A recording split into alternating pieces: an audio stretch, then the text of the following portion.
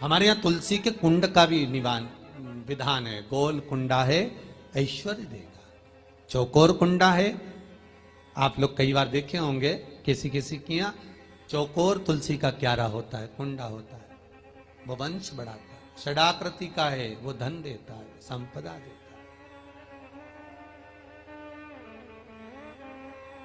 दोष हमारा है, हम तुलसी के कुंड के नीचे शंकर जी को रख देते हैं। क्यों? कि यहीं तुलसी जी को पानी चढ़ाएंगे, यहीं शंकर जी को चढ़ा देंगे। दोष है। तुलसी के कुंड के नीचे हम सर्पदेव को रख देते हैं, नाग देवता रख देते हैं, पानी चढ़ाएंगे, पात्री रख देते हैं। नहीं, दोष।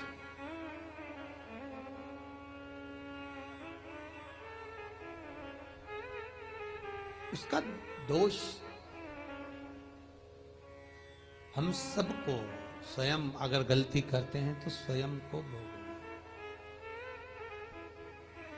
कैसा कुंड हो, 7 तरह के कुंडों का व्याख्यान तुलसी के रूप में कहा गया है महाराज। पहला गोल, दूसरा चौकोर, तीसरा षडाकृति, चौथा त्रिवेणी, 3 कोने वाला कुंडा। शास्त्र कहता है जिसके मार्ग घर में टुकड़े हो रहे हो, घर विभाजन की ओर हो रहा हो, तो 3 कोण का कुंडा घर में रखकर पूजा करने पर परिवार एक हो जाता है। 5वां, गार्डन में बिना कुंडे का, बिना कुंड का जो तुलसी का पौधा रोपित होता है, बिना कुंड के एक बगीचा जैसा बो दिया जाता है, तुलसी तुलसी उत्पन्न हो जाती है। महाराज, वहां पर संपदा तो रहती है पर चिंता बहुत रहती है, टेंशन बहुत रहता है। क्यों?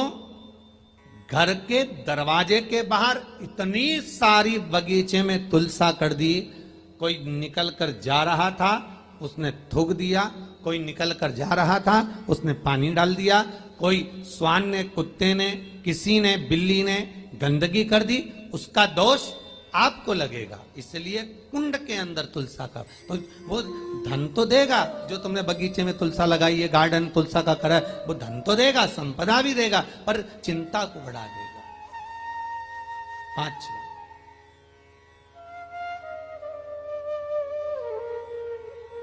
महाराज, 6ठा, तुलसी के कुंड को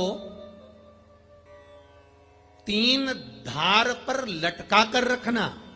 कई जगह पर आपने देखा होगा तुलसी का जो कुंडा होता है उसको 3 जो तार होते हैं, 3 जो चेन होती है, उस पे लटकाया जाता है। महाराज, विष्णु पुराण उसका भी व्याख्यान करती है। महाराज, वहां व्यक्ति के कार्य उन्नति की सीढ़ी की ओर बढ़ जाते हैं। जैसे भोजन की थाली लग गई, भोजन तैयार हो गया, बस खाने बैठे हो और थाली खसक गई, समझ लेना कि तुलसी को अधर पर लटका कर रखा है। इसलिए कार्य तो हो रहे हैं, बनने वाले हैं। 4 दिन बाद ये काम होने वाला है, 8 दिन बाद ये काम होने वाला है। लग रहा है कि इसमें इतना फल मिलेगा, लग रहा है इस व्यापार को करेंगे तो इतना फायदा हो जाएगा। सब कुछ करा, लाखों रुपए लगा भी दिए, थाली मालूम पड़े खसक गई, अधर लटका है तुलसी। 7 क्रम है तुलसी के, ये 6ठा क्रम बताया। तुलसी का 7वां क्रम,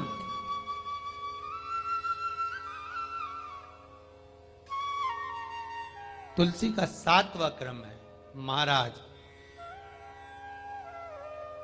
तुलसी का कुंडा जैसा घर के आंगन में है, तुलसी का कुंड जैसे घर के आंगन में विराज रहा है, ऐसा ही छोटा सा कुंड भगवान के लिए रोपित करें। प्रतिदिन भगवान की सेवा करते समय तुलसी का कुंड सम्मुख रखकर उसकी आराधना करना, फिर उस कुंड को वापिस बाहर ले जाकर रखना, फिर दूसरे दिन पूजन के समय पर कुंड को लाकर रखना। हम तो यहां तक कहते हैं, विष्णु पुराण गर्ग संहिता कल्याण का तुलसी अंग यहां तक वर्णन करता है कि आप पूरे साल ये नहीं कर सकते तो कम से कम कार्तिक के महीने में भगवान के सामने तुलसी का छोटा कुंड, चौकोर वाला, गोल नहीं, चौकोर कुंड लाकर भगवान के सामने रखकर छोटा सा कुंड का पूजन कर कर भगवान के साथ उस कुंड को वापस बाहर विराजमान करें, फिर कल लेकर आए, फिर विराजमान करें। आप पूरे साल नहीं कर सकते तो एक महीना।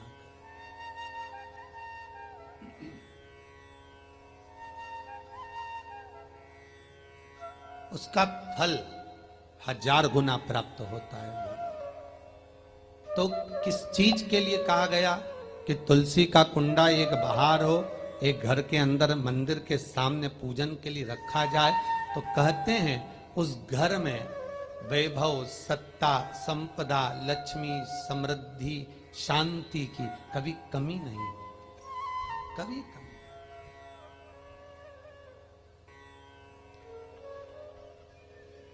प्राप्ति सुख की, आनंद की। महाराज, स्त्रियों के, नारियों के जितने भी रोग होते हैं, बीमारियां होती हैं, रजोधर्म से जुड़ी हुई जो भी तकलीफें होती हैं, उसका भी व्याख्यान देवी भागवत में स्पष्ट कहा गया। गूलर का फूल, अर्थात जो देवी जी को, माता जी को जो घंटी वाला फूल चढ़ता है लाल कलर का, गूलर का फूल, माता के चरणों को छुआकर, तुलसी के पौधे का स्पर्श कराकर, जो नारी को रजोधर्म से जुड़ी हुई परेशानियां होती हैं, उसके अंतर्गत वो फूल तुलसी का पौधा दिखाते हुए खिला दिया जाता है, तो 3 दिन में, उसको 2 दिन में आराम लग जाता है, 2 या 3 दिन में आराम। महाराज,